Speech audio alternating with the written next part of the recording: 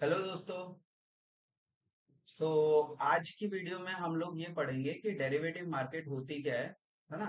तो और हमें अगर हम लोग उसमें ट्रेड कर रहे हैं तो वो ट्रेड हम क्यों करते हैं डेरिवेटिव्स में, जब हमारे पास में इक्विटी अवेलेबल है क्यों करेंगे। तो हम ये सारी चीजें आज समझेंगे। तो डेरिवेटिव मार्केट, पहले तो हम लोग ये देखेंगे कि डेरिवेटिव्स होता क्या है।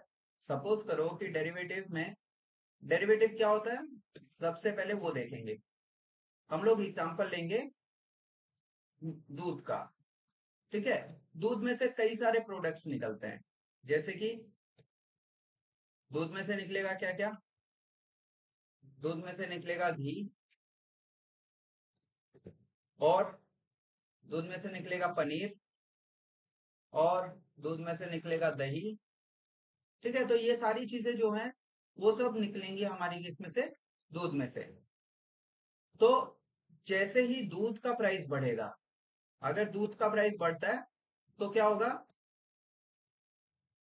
इन सारे के सारे प्रोडक्ट का भी प्राइस बढ़ेगा। डेट मीन्स कि इन प्रोडक्ट्स की खुद की वैल्यू नहीं है ना।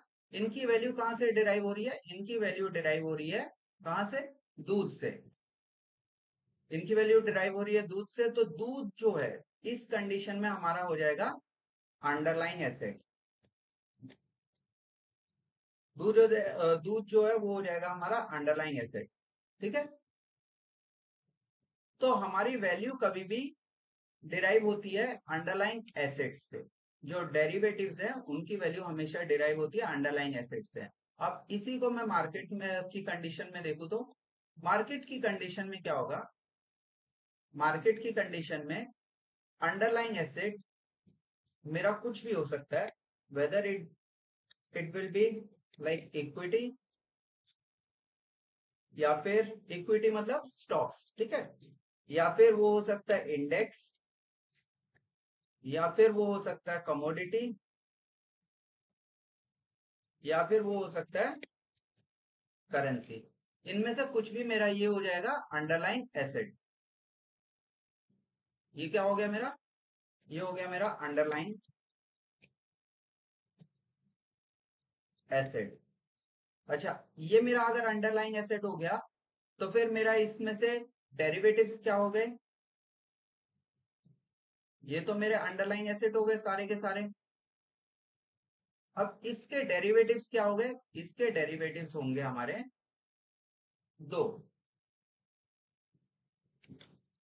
फ्यूचर्स जो होंगे वो डेरिवेटिव्स होंगे। जैसे कि अगर मैं देखूं रिलायंस का अगर फ्यूचर ट्रेड हो रहा है, तो रिलायंस का फ्यूचर क्या है, वो डेरिवेटिव है किसका, रिलायंस का।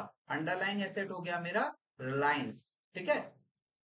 इंडेक्स है निफ्टी, जो है निफ्टी का अगर मैं फ्यूचर देखूंगा तो निफ्टी का जो फ्यूचर है, निफ्टी का फ्यूचर क्या हो जाएगा, निफ्टी का फ्यूचर हो जाएगा मेरा डेरिवेटिव। ठीक है, और उसका अंडरलाइन एसेट हो जाएगा निफ्टी। और क्या आएगा हमारे डेरिवेटिव्स में, दूसरा आएगा हमारा ऑप्शंस। ठीक है, तो ये दोनों चीजें जो है, ये दोनों चीजें क्या हो जाएंगी मेरी, ये दोनों चीजें हो जाएंगी डेरिवेटिव्स। क्यों, क्योंकि ये इनकी खुद की कुछ वैल्यू नहीं है। ये अपनी वैल्यू कहां से डिराइव कर रहे हैं, ये अपनी वैल्यू डिराइव कर रहे हैं फ्रॉम अंडरलाइन एसेट। और वो अंडरलाइन एसेट है मेरे, इक्विटी भी हो सकता है, इंडेक्स भी हो सकता है, कमोडिटी भी हो सकता है, करेंसी भी हो सकता है। ठीक है, इनमें से कुछ भी हो सकता है। तो ये चीज आपको आई होप समझ में आ गई होगी। हम लोग देखते हैं कि हम लोग इसमें जब ट्रेड करते हैं तो हम लोग क्यों ट्रेड करते हैं, क्या फायदा है। जब हमारे पास में कैश में था, अगर मैं कैश में इसमें ट्रेड कर सकता था, तो मैं डेरिवेटिव में क्यों ट्रेड कर रहा हूं। सपोज करो रिलायंस जो है, रिलायंस ट्रेड कर रहा है कितने पे, 3,000 पे। रिलायंस 3,000 पे ट्रेड कर रहा है, एंड मुझे उसकी क्वांटिटी खरीदनी है, मुझे रिलायंस की क्वांटिटी खरीदनी है 250। तो मेरे को कितना अमाउंट टोटल पे करना पड़ेगा, मुझे पे करना पड़ेगा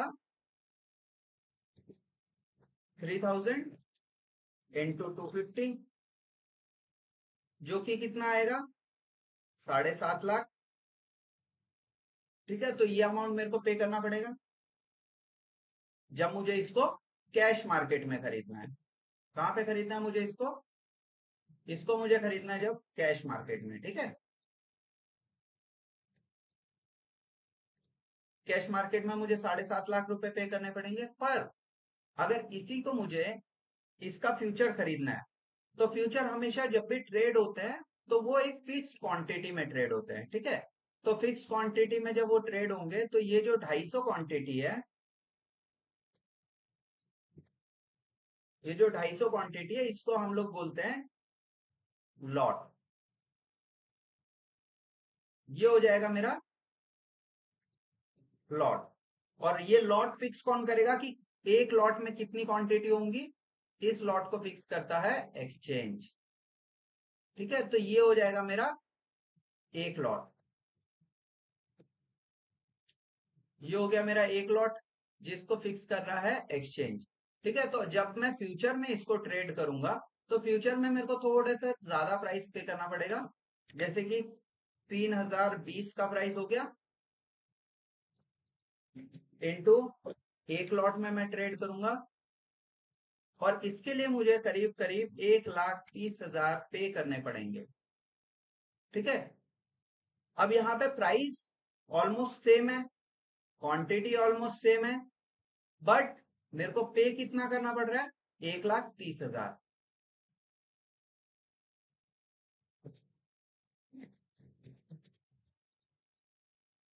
तो मेरे को पे करना पड़ रहा है 1,30,000, है ना? तो इसमें क्या बेनिफिट मिला मेरे को यहाँ पे लेवरेज मिल गया। अराउंड अराउंड 5 टाइम्स का लेवरेज यहाँ पे मेरे को मिल गया।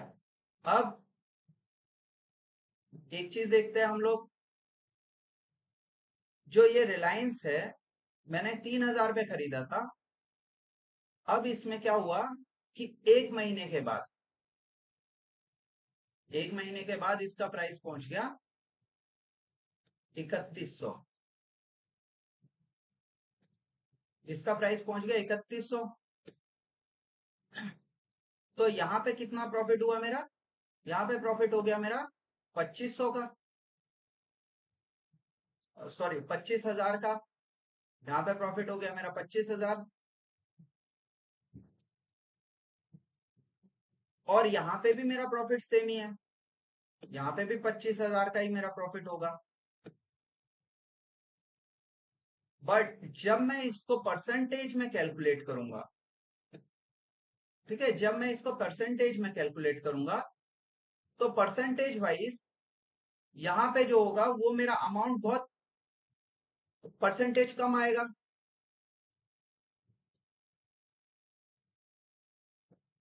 यहाँ पे परसेंटेज कम आएगा, जबकि जब मैं इसको यहाँ पे चेक करूंगा तो यहाँ पे मेरा परसेंटेज ज्यादा आएगा। दैट मीन्स कि मेरे को फ्यूचर में उसमें रिटर्न अच्छा खासा मिला है ना? और जबकि मूवमेंट तो सेम ही हुआ है, मूवमेंट यहाँ पे भी सेम हुआ है। यहाँ पे इसका प्राइस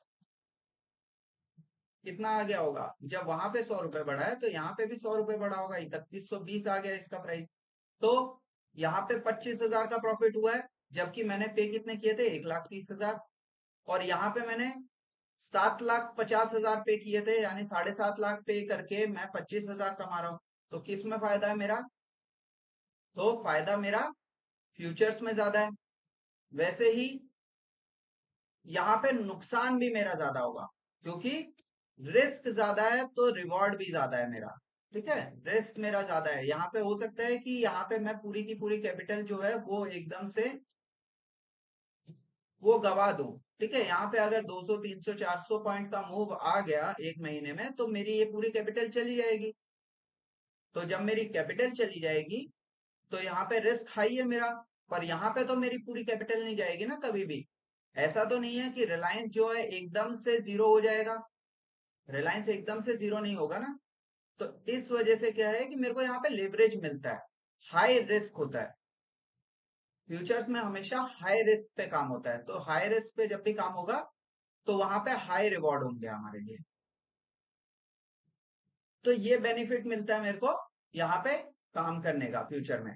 ठीक है, नेक्स्ट हम लोग देखेंगे कि इसमें हम लोग पे कितना करते हैं। बात करेंगे हम लोग मार्जिन की, और क्या क्या चीजें हम लोग फिक्स करते हैं पहले हम लोग ये देखेंगे। जब भी हम फ्यूचर्स में ट्रेड करते हैं तो तीन चीजें हम लोग हमेशा फिक्स करते हैं। सबसे पहले होगा प्राइस। ठीक है, प्राइस हम लोग फिक्स करेंगे, यानी कि आज मैं ये इस प्राइस पे ये खरीद रहा हूं, जैसे कि 3020 का मेरा प्राइस है, तो प्राइस मैं आज फिक्स करूंगा। एंड उसकी जो डिलीवरी है, यानी कि रिलायंस के जो स्टॉक्स हैं, वो मैं कब खरीदूंगा, वो खरीदूंगा आफ्टर अ मंथ, यानी कि उसकी एक्सपायरी पे। यानी कि एक्सपायरी मैं एक फिक्स करूंगा। एक्सपायरी क्या होगा, जब मेरे को उस स्टॉक की डिलीवरी लेनी होगी, यानी कि एक्सपायरी होगी 1 मंथ। और हमेशा स्टॉक की जो एक्सपायरी होती है वो होती है हमेशा last Thursday of every month. तो वो मेरी स्टॉक की एक्सपायरी होती है। और एक और चीज मैं यहाँ पे फिक्स करूंगा, वो क्या होगी, क्वांटिटी। तो क्वांटिटी हमेशा लॉट में होगी, जैसे कि यहाँ पे मैं क्वांटिटी फिक्स कर रहा हूँ 250। तो ये मेरा एक कॉन्ट्रैक्ट वैल्यू बन गई है, कॉन्ट्रैक्ट बन गया है ये। यानी कि मैंने रिलायंस को खरीदा है, मैंने रिलायंस को 3020 पे खरीदने का कॉन्ट्रैक्ट बनाया है। कब खरीदूंगा मैं, रिलायंस के टोटल शेयर्स को कब खरीदूंगा, मैं खरीदूंगा 1 महीने के बाद में। टोटल क्वांटिटी है मेरी 250। ठीक है, आफ्टर 1 मंथ जो भी प्राइस होगा, अगर सपोज करो 3100 रुपए रिलायंस पहुंच गया, रिलायंस का 3100 पे पहुंचने के बाद में मेरे पास में ये ऑप्शन है, मैंने जब फ्यूचर खरीदा था, कि मेरे को वो रिलायंस जो मिलेगा वो मिलेगा 3020 के प्राइस पे। 3020 के प्राइस पे मिलेगा मेरे को। ठीक है, 3020 के प्राइस पे मेरे को ये मिल गया। और करंट प्राइस कितना चल रहा है, 3100। डेट मीन्स कि 80 रुपए का मेरा फायदा हो गया यहाँ पे। 80 का एक क्वांटिटी पे फायदा हो गया। और टोटल क्वांटिटी कितनी थी मेरी, 250। तो टोटल मेरा ये फायदा हो गया। ठीक है, तो फ्यूचर्स क्या होता है कि मैं अब एक प्राइस आज फिक्स कर दूंगा। मैंने प्राइस आज फिक्स किया, बट वो जो स्टॉक्स हैं उनकी डिलीवरी मैं कब लूंगा, वो मतलब कि वो जो स्टॉक्स हैं वो मैं अपने अकाउंट में कब लाऊंगा, एक्सपायरी के टाइम पे। यानी कि जो भी एक्सपायरी होगी, 1 मंथ की एक्सपायरी है, तो 1 महीने के बाद में वो स्टॉक्स मेरे को इस प्राइस पे मिल जाएंगे। अगर इस प्राइस से नीचे जाएंगे तो मैं लॉस में रहूंगा, और इस प्राइस से अगर ऊपर जाएंगे तो मैं प्रॉफिट में रहूंगा। ठीक है, तो ये कॉन्ट्रैक्ट हमारा बनता है जिसमें तीन चीजें फिक्स होती है, एक प्राइस फिक्स हो जाता है, एक एक्सपायरी फिक्स हो जाती है, और एक क्वांटिटी फिक्स हो जाती है। अच्छा, इसको कंसेप्ट कहां से आया इसका, कंसेप्ट देखेंगे। तो फ्यूचर का जो कंसेप्ट है, फ्यूचर का कंसेप्ट आया है फॉरवर्ड से। ठीक है, पहले एक ट्रेड होता था, अभी भी होता है, फॉरवर्ड बोलते हैं हम उसको। ठीक है, फॉरवर्ड कॉन्ट्रैक्ट। अब फॉरवर्ड कॉन्ट्रैक्ट हम लोग ऐसे समझेंगे कि सपोज करो कि एक किसान है, किसान ने अपनी फसल उगाई है, एंड फसल उगाने के बाद में अभी उसने कटाई नहीं की है। तो अभी करेंटली जो प्राइस चल रहा है वो चल रहा है उसकी फसल का 30 रुपए पर केजी। 30 रुपए पर केजी के हिसाब से अभी करंट मार्केट में रेट चल रहा है। अब इस किसान को ये डर है कि जब इसकी फसल कटेगी तो मार्केट में जो सप्लाई है वो काफी ज्यादा हो जाएगी। तो हो सकता है कि उस टाइम पे जो प्राइसेस हैं वो 20 रुपए पर केजी आ जाए। तो 20 रुपए पर केजी आ सकते हैं। ये किसका प्रिडिक्शन है, ये प्रिडिक्शन है उस किसान का। अब सेम वहीं पे एक कंपनी है जो कि ब्रेड बनाती है। तो उस कंपनी का ये प्रिडिक्शन है कि अभी करंट मार्केट प्राइस तो चल रहा है 30 रुपए, पर आने वाले टाइम में आने वाले टाइम में क्या होगा कि ये जो 30 रुपए हैं ये बढ़ के हो जाएंगे 40 रुपए। ठीक है, दोनों का अपना अपना एनालिसिस है। अब दोनों क्या करेंगे, दोनों मिल जाते हैं। जो ब्रेड बनाता है, ब्रेड बनाने वाली कंपनी किसान के पास में जाती है और उसको बोलती है कि मैं आपसे 30 रुपए पर केजी के हिसाब से इस रेट पे आपसे फसल खरीदने को रेडी हूं। आप एक काम करना, आप मुझे 100 केजी जो इसने उगाया था, मतलब गेहूं उगाया है इसने, तो बोलता है कि 100 केजी आप मुझे गेहूं जो है वो 2 महीने के बाद में डिलीवर कर देना, आफ्टर 2 मंथ्स। ठीक है, आफ्टर 2 मंथ्स ये 100 केजी मेरे को डिलीवर कर देना। तो यहाँ पे किसान का भी ये था कि भाई 20 रुपए पर केजी जाने वाला है, हम लोग आज ही फिक्स कर लेंगे, तो ये आने वाली टाइम में रिस्क नहीं होगा मेरा। तो इस कंडीशन में क्या होगा, यहाँ पे हमने तीन चीजें फिक्स की है। एक क्या है, प्राइस। एक हमने प्राइस फिक्स किया। दूसरा क्या फिक्स किया, क्वांटिटी, जो 100 केजी ब्रेड कंपनी लेने वाली है। ठीक है, तो दूसरी हमने फिक्स कर लिया क्वांटिटी। तीसरा क्या फिक्स किया हमने, एक्सपायरी, यानी कि जब उसको वो प्रोडक्ट डिलीवर होगा। तो प्रोडक्ट डिलीवर कब होगा, 2 महीने के बाद में। ठीक है, तो हमने तीन चीजें यहाँ पे फिक्स कर ली। वही तीन चीजें हम लोग कहाँ पे फिक्स कर रहे थे, फ्यूचर में भी फिक्स कर रहे थे।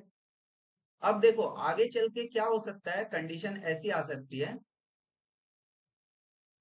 कंडीशन ये आ सकती है कि जो किसान है, जो किसान है वो मुकर सकता है। अगर समझो कि 40 रुपए पर केजी का रेट मार्केट में आ गया,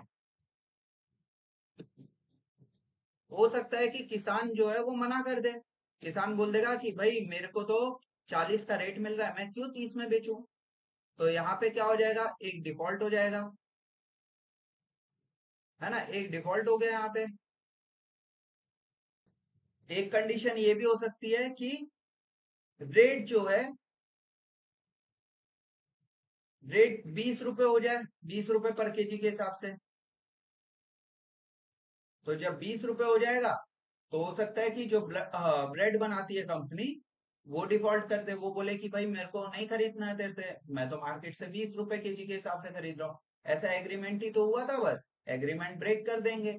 कोई डिपॉजिट थोड़ी ना लिया था किसी ने किसी से, तो वहां पे वो ब्रेक हो जाएगा। तो वहां पे फिर से डिफॉल्ट हो गया, तो यहाँ पे दोनों केसेस में डिफॉल्ट कर सकते हैं। ठीक है, दोनों डिफॉल्ट कर सकते हैं, कंपनी भी कर सकती है और किसान भी कर सकता है। तो इस डिफॉल्ट से बचने के लिए एक्सचेंज ने क्या बोला, एक्सचेंज ने बोला कि भाई आप लोग हमारे पास में आ जाओ, हम आप जब हमारे पास में आओगे तो हम लोग ये जो डिफॉल्ट हो रहे हैं आपके, ये डिफॉल्ट हम लोग मैनेज कर लेंगे, हम लोग खत्म ही कर देंगे। तो उसके लिए एक्सचेंज ने क्या बोला, हम लोग मार्जिन लेंगे आपसे। ठीक है, तो उसके लिए हम लोग मार्जिन आपसे लेंगे। तो मार्जिन किससे लिया आप, मार्जिन जो थे वो बायर से भी लिया, यानी कि मैं अगर बाय कर रहा हूं फ्यूचर तो बायर से भी लेंगे, और अगर मैं फ्यूचर सेल कर रहा हूं, ठीक है, मैं अगर फ्यूचर का कॉन्ट्रैक्ट सेल कर रहा हूं तो सेलर से भी लेंगे, दोनों से यहाँ पे मार्जिन कलेक्ट किया है। ठीक है, तो अब क्या होगा, अब कोई भी डिफॉल्ट करेगा तो भाई करो डिफॉल्ट, मार्जिन तो मेरे पास में है। जैसे रिलायंस के केस में वहां पे हम लोग कितना पे कर रहे थे, 1,30,000 पे कर रहे थे, है ना। तो वो क्या है, वो मार्जिन है। तो वो मार्जिन जो है कौन कलेक्ट करता है, वो कलेक्ट करता है एक्सचेंज। एक्सचेंज ने वो मार्जिन कलेक्ट किया। ठीक है, एक्सचेंज ने ये मार्जिन कलेक्ट कर लिया। अब नेक्स्ट कंडीशन क्या आ जाएगी कि कितना मार्जिन कलेक्ट किया जाएगा।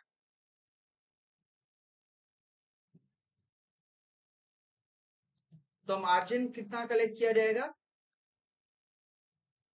जो मार्जिन होता है, हमारे पास में दो मार्जिन होते हैं, ठीक है। एक होता है स्पैन मार्जिन, एक होता है स्पैन मार्जिन प्लस दूसरा होता है एक्सपोजर मार्जिन। ये दो मार्जिन होते हैं जो कि कलेक्ट किए जाते हैं। जब आप ट्रेड में एंटर करते हो तो आपको ये मार्जिन पूरा पे करना पड़ता है। तो ये जो स्पैन मार्जिन है, इसको कलेक्ट करता है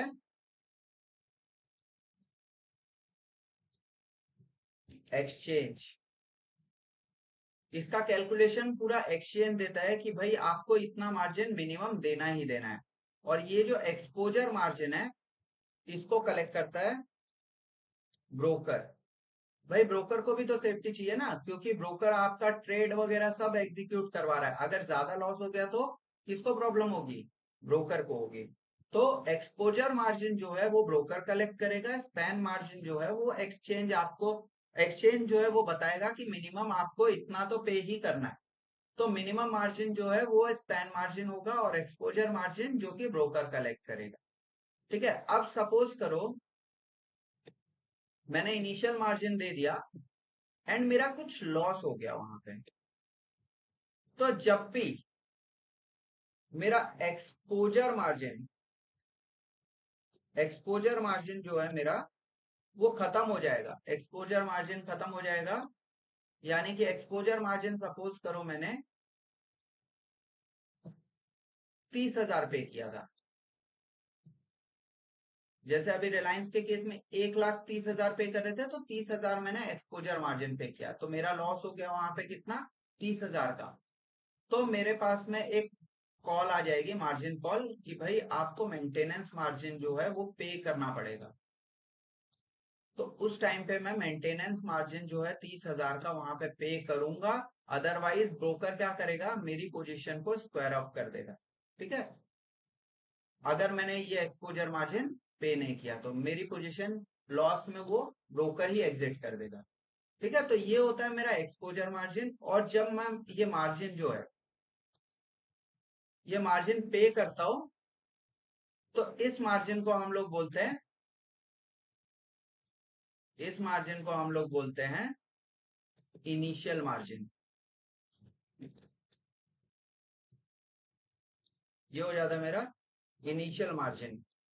और जब मैं इस कॉन्ट्रैक्ट को मेंटेन करने के लिए पे कर रहा हूं, यानी कि ये मेरा खत्म हो गया और मैं वापस से यहाँ पे 30,000 जब पे करूंगा तो इसको बोलेंगे हम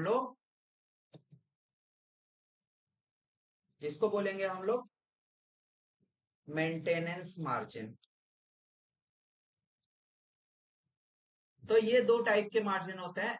एक होता है हमारा इनिशियल मार्जिन, जो कि मेरे को ट्रेड में एंटर करते टाइम पे करना होता है। और दूसरा आता है मेंटेनेंस मार्जिन, जो कि मुझे कॉन्ट्रैक्ट को मेंटेन करने के लिए, अगर मेरा लॉस हो गया तो कॉन्ट्रैक्ट को मेंटेन करने के लिए पे करना पड़ता है। तो वो हो जाता है मेरा मेंटेनेंस मार्जिन। तो ये दो टाइप के मार्जिन हमें पे करने पड़ते हैं जब मेरे को ट्रेड में बने रहना होता है। ठीक है। तो आज की वीडियो में फिलहाल हम लोग मार्जिन तक ही रखेंगे। नेक्स्ट वीडियो में हम लोग फ्यूचर के प्राइस की कैलकुलेशन कैसे होती है, फ्यूचर के बेनिफिट्स क्या क्या है, वो सब चीजें पढ़ेंगे। तब तक के लिए ट्रेड करो, प्रॉफिटेबल रहो। Good luck, have a nice day.